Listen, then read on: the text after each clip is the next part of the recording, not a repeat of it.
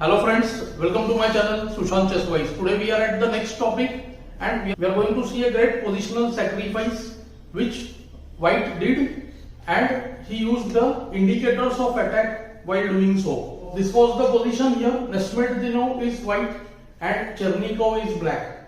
So we see what kind of sacrifice he does in this game. Let's go quickly to the position. It was white to play. See, last move bf6, the queen is attacked.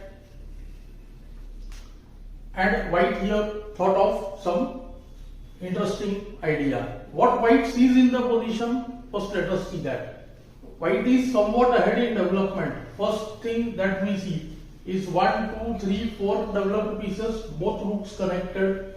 Black's rooks are not connected. The bishop on f6 is the defender of this dark diagonal. That is what is the main thing that white has in his mind. And secondly, he sees that knight can go to d5, exploit the e7 and f6 squares. So whole sacrifice here is based on two factors. One, the e7 f6, this dark complex, and the bishop and knight's power to remain knight on d5, bishop on d4, which acts like a barrier in cutting off the position. So this d5 square for the knight and the d4 square for the bishop, they become very important outpost and this diagonal. So both combined become invasionary trajectories for the white pieces. Let's see how the game unfolds. White goes with the move queen takes f6. Very unexpected sacrifice. The point is that after ef bd4 and then knight goes to d5. Black uses an intermezzo here. Knight e2 check. Knight e2. E takes f6. Knight c3.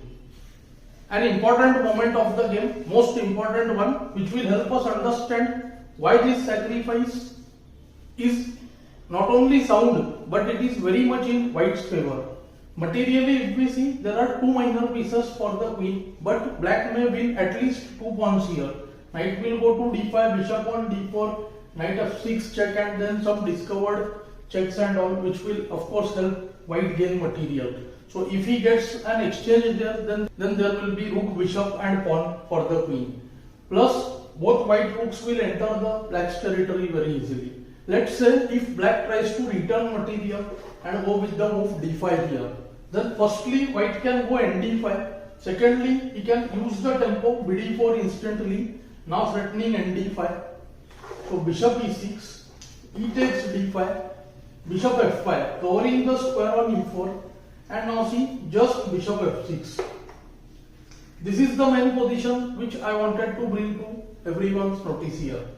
Again see, it is two minor pieces plus just 2 pawns for the queen. Materially, if we see, it's not very less. Okay, the d pawn is a very strong passed pawn, and once rook comes to d1, d6, d7 will be there. So we see this dangerous bishop on f6 and knight which is going to join from d5. That act very well in this position because of this weak structure on the king side. So we can say even in this position, it is white who is enjoying the initiative and nice play. The queen alone is not having any targets near the white king, nor in the queen side as well. So queen here is becoming highly passive, we must say. So this is some of the idea just to show you what could have happened. Let's now go to the game and see what happened. In the game, black decided to defend f6 with all might. So he went re8, knight d5, rook e6, bd4, kg7. Now white again gets more attacks on the f6 square. So white goes rook a d1. Idea is simple, rook is heading to d3 followed by f3. Black goes d6, rook d3, bd7, the bishop is heading to b5 and the timely rook f3. Black actually had to give up this exchange, rook on e5, and try to relieve the position. But we see that even in such case, it's not at all easy for black. After let's say rook e5 here, there comes just knight takes f6. Now f7 is under fire, so be6, bishop c3, making place for the rook. And after let's say some move like qb5, there will be rd1. White is not at all hurrying to take the rook on e5. After bb3, just ab3, and we see that still the position is in white's favor only. Whenever white wants, white will take on e5, and then there will be still rook, bishop, and pawn for the queen. So black went bb5, attacking the rook on bishop c3, first driving the queen away. Queen goes back to d8, and now comes knight f6. Black is not even able to return his material very easily. If rook takes f6, then there can be bishop f6, queen f6, rook f6, king f6, and just rook d1. White would simply remain a pawner.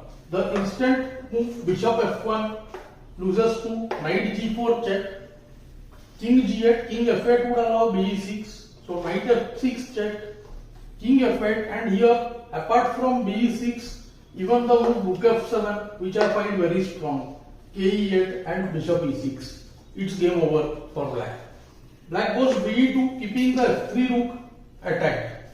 White now concludes the game with knight takes h7, king h7 loses to rook takes f7 check, king h6, bd2 check, g5, bishop takes e6. The problem is that after bishop f1, there is the very strong bishop f5.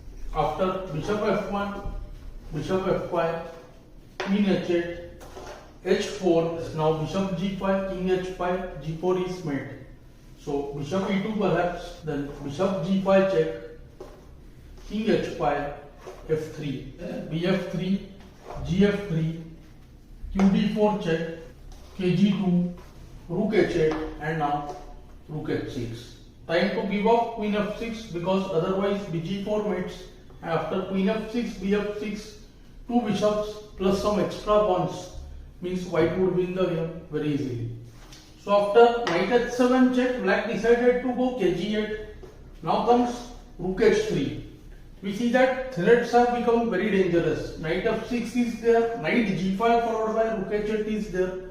Black goes re5, trying to block this bishop on c3, f4, bishop takes f1. White should not hurry with the move fed because the queen will get to enter into the position. So just king f1, rook c8, and here again after fed be5, the winning position would not get converted because qd1, kf2, qd2, kf3, qd1, e1, d1 and f1 checks will continuously be there and the game might become drawn. Just he removes the bishop from c3, so stopping the move rook c3. Black goes b5, trying to use the move rook c4 perhaps, and knight g5. We see that every time black has tried to create counterplay or just defend, he has fallen a move short. Here again same story. If he would have got the move rook c4, then the game combination similar to the game would occur after bc4, bc, bishop e5, fe, and rook h8. After king h8 and f7, knight takes d8, and white gets a winning endgame. So basically after ng5 it's game over. Now rook g5 just allows rook h8 mate. So rook c7 trying to guard f7. Now comes bishop f7 check, rook takes f7, rook h8 check, king takes h8, knight f7 check, king h7, kg7 and d8, and the rook would be lost. So knight takes d8, rook takes e4, knight c6, rook f4 check, ke2. Situation has settled and black chose to resign because now we see that black is about to lose more material. Firstly, there is already an extra pawn, means two pieces for rook, plus white has the extra pawn, plus the pawns on the queen side and d6 are quite weak over here. So this would be an easy win for white. In some other lesson, I would like to show how the two minor pieces can outpower the rook. So white found his way using various indicators of attack here. I hope you are finding these lessons useful and instructive.